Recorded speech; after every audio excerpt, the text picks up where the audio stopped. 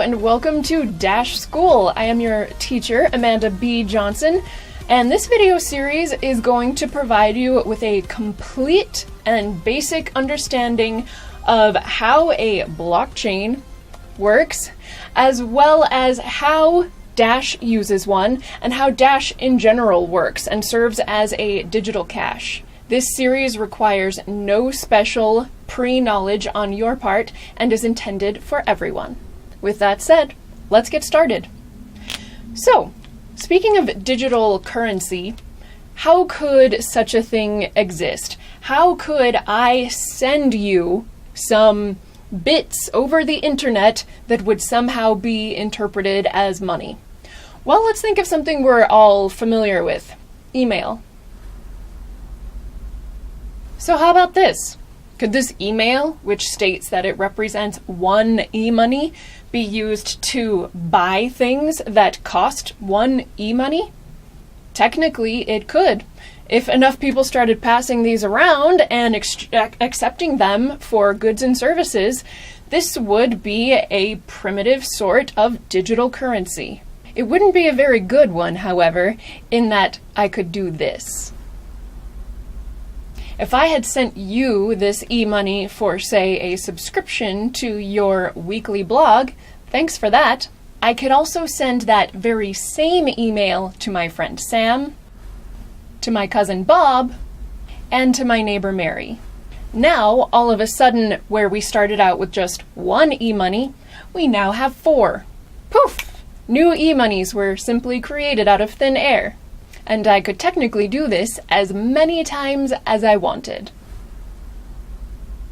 You can see how this is problematic, because it means that our money supply can be rapidly expanded in a completely unaccountable way.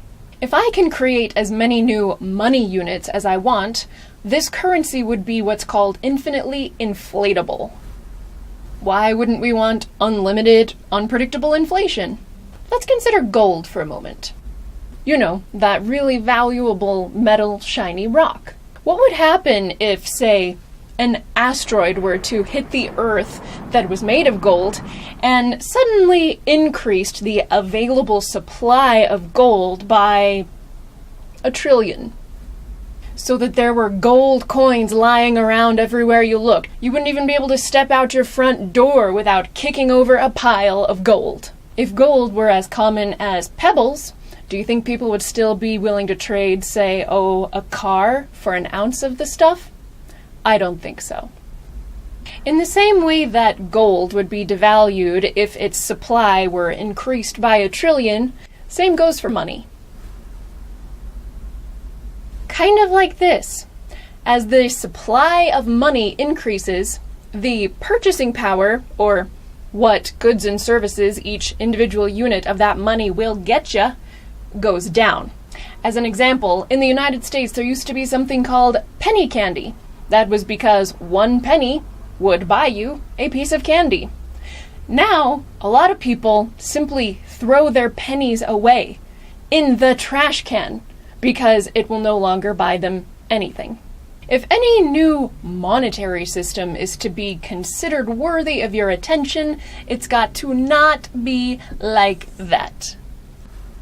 So, going back to our email example, how could we ensure that anything digital is not infinitely inflatable?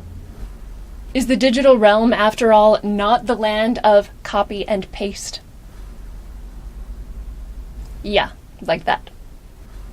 To prevent the copy and paste problem, inflation, from taking place on our special email money, e-money, what if we tracked every email that was sent on a kind of ledger? Like this. And what if we built a kind of wallet software that read this ledger? So if I tried to send you 2.5 e-monies, my wallet would know that I only have 1. This concept of a digital ledger makes up the entire foundation of digital currency, or as some also call it, cryptocurrency. And that foundation has a name: a blockchain. And now you can be confident that anytime someone drops this fancy word around you, all they're really saying is digital ledger. But if it's a digital ledger, why call it a blockchain? What does that mean? Well, it has to do with how this ledger works.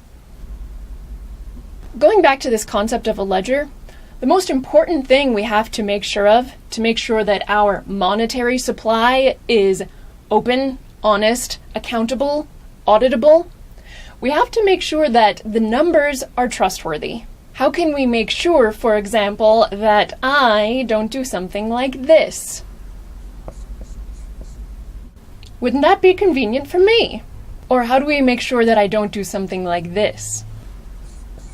Alice never should have crossed me. Well, the answer is that no one gets to change the ledger. They only get to update it. Let's shrink this down. Here's that shrunk down copy of our ledger, and it's time-stamped. If we want to change who owns what, we have to add an update. And on, so that anytime I, you, Bob, Alice, or anyone using the e-money system wants to send some e-money, it gets included in an update.